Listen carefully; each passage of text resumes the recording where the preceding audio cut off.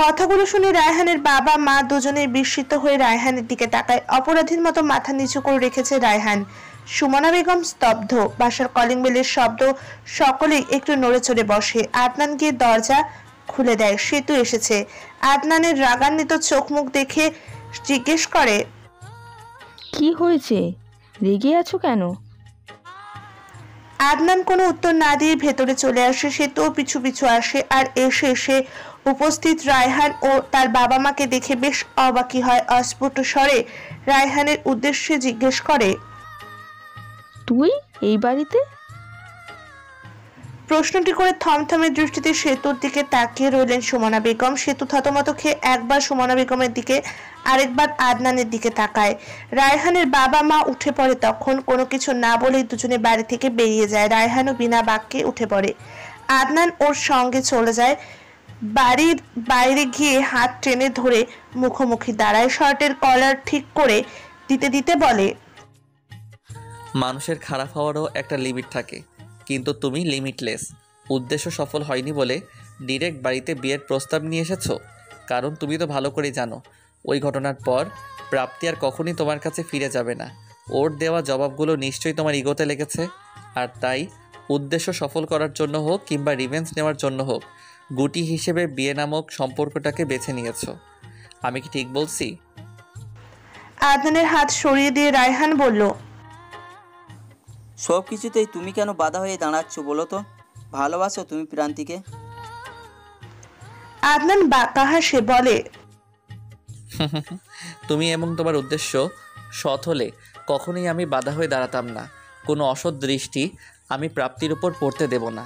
আর হ্যাঁ, ভুলেও আর কোনো নতুন বুদ্ধি আটতে যেও না প্রাপ্তিকে পাওয়ার জন্য, তাহলে কিন্তু ফল সত্যি ভালো হবে না। সেদিন প্রাপ্তি তোমাকে সুযোগ দিয়েছিল, আর আজ আমি দিচ্ছি। আমি আবার অতটাও ভালো মানুষ নই। নেহাতেই বাড়ি বয়ে এসেছো, সঙ্গে আবার তোমার বাবা মাও আছে। মূলত প্রাপ্তির কোনো বদনাম না হোক এজন্যই আজ সুস্থভাবে যেতে দিচ্ছি। পরের বার একই ভুল করলে নিজ দায়িত্বে হাসপাতালে ভর্তি করিয়ে আসবো। কাজটা ভালো করলে না। তোমার ধারণা নেই আমি প্রান্তির সাথে ঠিক কি করতে পারি। এক্স্যাক্টলি, তাই তো আমিও বলি প্রাপ্তির সাথে খারাপ কিছু করার পূর্বে নিজের বোনের কথাটাও মাথায় রেখো, কেমন? আগেই বলেছি আমি মানুষটা খুব একটা ভালো নই। এখন আসতে পারো। বলে আদনান ভেতরে গিয়ে দরজাটা শব্দ করে লাগিয়ে দেয়। ড্রয়িং রুমে গিয়ে দেখে সেতু সুমনা বেগমের পায়ে বসে ধরে কান্নাকাটি করছে। সুমনা বেগমের চোখেও পানি। আদনান কিছুটা সাহস সঞ্চয় করে বলল, কান্নাকাটি করো না আন্টি। ভালোবাসা কখন কার প্রতি হয়ে যায় কেউ কি এটা বলতে পারে?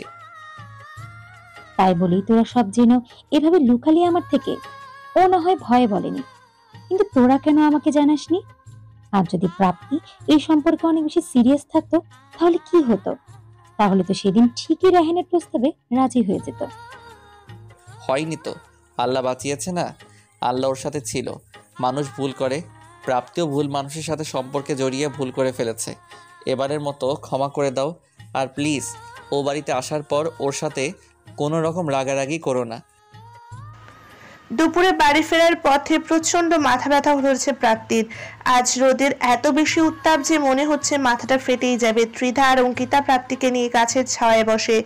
টং দোকান থেকে তিনজনে 3 কাপ চা পান করে। প্রাপ্তির কোনো কিছুই ভালো লাগছে না। মনে হচ্ছে একটু ঘুমাতে পারলে ভালো লাগবে, কিন্তু এখনো বাড়িতে যাওয়ার জন্য অনেকটা পথ বাকি। অঙ্কিতা প্রাপ্তির কাঁধে হাত রেখে বলল, খুব বেশি খারাপ লাগছে দোস্ত? প্রাপ্তি দুহাতে মাথা ধরে বসে আছে। ত্রিধা গিয়ে 1 বোতল ঠান্ডা পানি কিনে নিয়ে আসে।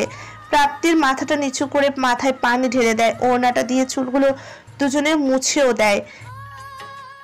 এখন কি একটু ভালো লাগছে দোস্ত?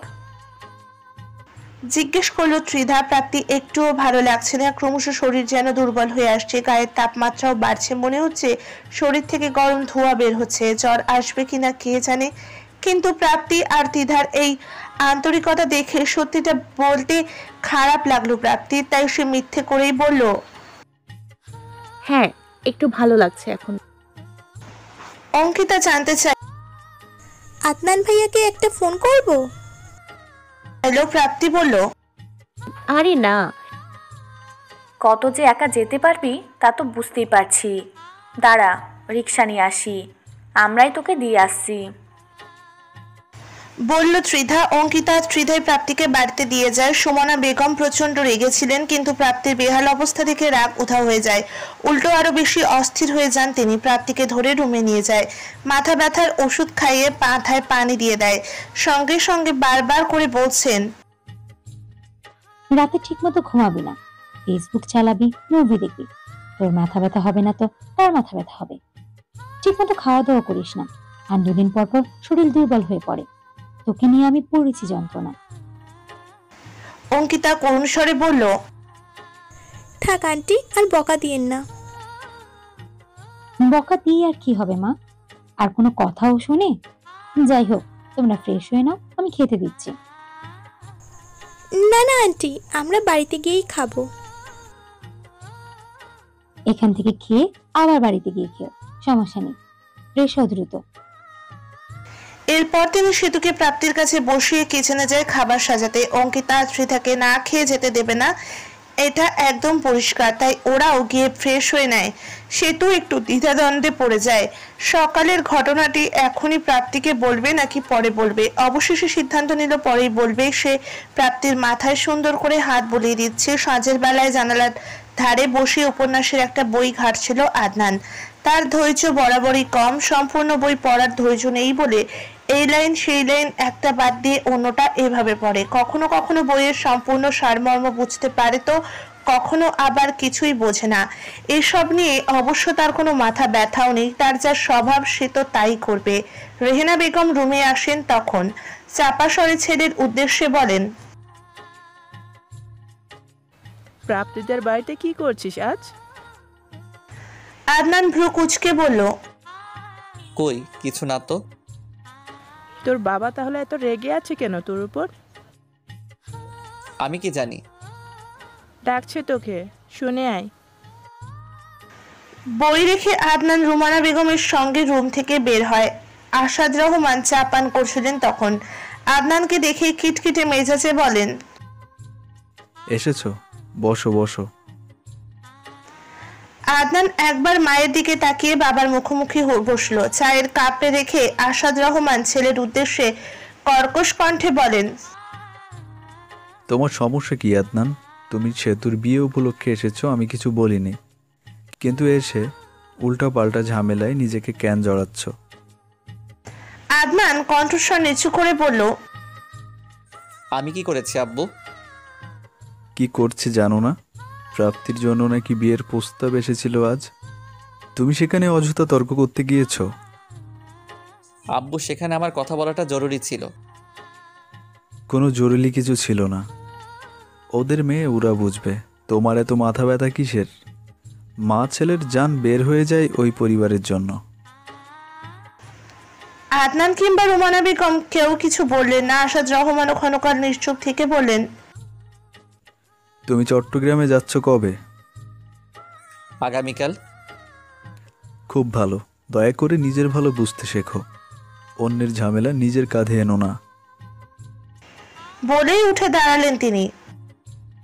তুমি এসব জানলে কি করে? আসাদ রহমান বাইরে যাওয়ার জন্য উদ্যত হয়েছিলেন। আদনানের প্রশ্ন শুনে দাঁড়িয়ে পড়েন, পিছু ফিরে তাকিয়ে বলেন, মনে করো বাতাসেই সব কথা আমার কানে আসে, তোমাকে যা বলছি সেসব মাথায় রেখো। তিনি চলে যাওয়ার পর রুমানা বেগম আদনানকে চেপে ধরে সবকিছু জানতে চায়। মায়ের কাছে সবটা ক্লিয়ার করে আদনান। প্রাপ্তি যে রিলেশন করতো এটা বিশ্বাস করতে রুমানা বেগমেরও একটু কষ্ট হয়েছে বটে, যদিও বড় কোনো অন্যায় সে করেনি। আসলে প্রাপ্তির থেকে কেউই এটা আশা করেনি। আদনানও বাড়ি থেকে বের হয়ে যায়, ওই বাড়ির খবর নেওয়া হয়নি। দুপুরের দিক দিয়ে বাড়িতে এসে ঘুমিয়েছিল। একটু আগেই উঠেছে। যাওয়ার পথে জবা ফুলের গাছের সামনে দাঁড়িয়ে পড়ে। এই গাছটা প্রাপ্তি লাগিয়েছিল। দুইটা জবা ফুল গাছের চারা কে কিনে এনেছিল। একটা নিজেদের বাড়িতে সামনে লাগিয়েছে, আর একটা আদনানের বাড়ির সামনে লাগিয়ে দিয়েছিল। তবে সমস্যা বেঁধেছিল অন্য জায়গায়। প্রাপ্তির গাছে থোকায় থোকায় সাদা জবা ফুটলেও এতদিনেও আদনানের গাছে কোনো ফুল ফোটেনি। এটা নিয়েও আদনান প্রাপ্তিকে কত কথা শুনিয়েছে। প্রায় সে বলতো, তুই একটা হিংসুটে প্রাপ্তি। হিংসা করে একটা বেটা জবা ফুল গাছ আমাদের বাড়ির সামনে লাগিয়ে দিয়েছিস, আর নিজেদের বাড়ির সামনে মহিলা জবা ফুল গাছ লাগিয়েছিস যাতে তোর গাছের ফুল দেখে জ্বলে পড়ে শেষ হয়ে যায়, তাই না? প্রথম প্রথম প্রাপ্তি কথাগুলোর প্রতিবাদ করলেও একসময় কিছুই বলতো না, কেননা সে খুব ভালো করেই জানতো যতই বলুক সে কোনো গাছে ফুল হবে আর কোনো গাছে ফুল হবে না সেটা তো সে জানতো না। এইসব আদনান কোনো কালেই বিশ্বাস করবে না। আজ গাছটি দেখে অতীতের কথাগুলো মনে পড়ে যায় আদনানের। আনমনে সে হেসে ফেলে। হাসির কারণ হচ্ছে এতদিন সে অযথাই প্রাপ্তিকে বকতো, কেননা এতদিন বাদে তাদের গাছ থেকে একটা টকটকে লাল রক্ত জবা ফুল ফুটেছে। পাতার আড়ালে থাকা এতদিন চোখেই পড়েনি। আজ হঠাৎ করেই দৃষ্টিটা একদম গাছের আড়ালে থাকা ফুলটার দিকে পড়েছে। সে ফুলটা ছিঁড়ে খুব সন্তর্পণে সাথে বুক পকেটে রাখলো যাতে ফুলটি ছিঁড়ে না যায়। ওই বাড়িতে যাওয়ার পর দরজা খুলে দেয় সুমনা বেগম। আদনান ভেতরে যেতে জিজ্ঞেস করে, প্রাপ্তি কোথায়? সুমনা বেগম মৃদু হাসলেন, জিজ্ঞেস করলেন, ওর রুমে। কালকে চট্টগ্রাম চলে যাচ্ছে আন্টি, তাই দেখা করতে আসলাম। কাল যাবি আর দেখা করে যাচ্ছিস আজ? কালকে আসতে বারণ নাকি? তা নয়, অত সকালে তো তোমাদের ঘুম নাও ভাঙতে পারে, তাই আর কি। চা খাবি? খাওয়া যায়। তিনি রান্নাঘরে যাওয়ার সময় আদনান পেছন থেকে বলে, তুমি প্রাপ্তিকে বকনি তো? সুমনা বেগম পিছু ফিরে ভ্রু কুঁচকে তাকান। আদনান হাসার চেষ্টা করে বলে, এমনি জিজ্ঞেস করলাম, তুমি যদি না বকে থাকো তাহলে তোমার হয়ে আমি বকে দেব। হেসে ফেলেন তিনি। বকিনি, তবে একটু অভিমান করে আছি। তাই নাকি? অভিমান করা ভালো, এতে ভালোবাসা বাড়ে। তিনি আর কোনো প্রত্যুত্তর করলেন না। আদনান প্রাপ্তির রুমের সামনে গিয়ে দরজায় নক করে। প্রাপ্তি ভেতর থেকে জিজ্ঞেস করে, কে? আমি। দরজা খোলা আছে। আদনান রুমে গিয়ে দেখে প্রাপ্তি আতসহ হয়ে ফোন টিপতে। চেয়ার টেনে বসে আদনান বলল, সারাক্ষণ এত শুয়ে থাকিস কেন? এমনি ভালো লাগছে না। ভালো না লাগলে ঘুমাবি, ফোনে এত কি? প্রাপ্তি এ কথার কোনো উত্তর না দিয়ে জানতে চাইলো বাড়িতে আজ কি হয়েছে। আদনান একটু ঢং করেই বলল, যা হওয়ার আর কি। তোর সোকল বয়ফ্রেন্ড তোকে বিয়ে করার জন্য ওর বাবা মাকে নিয়ে এসেছিল।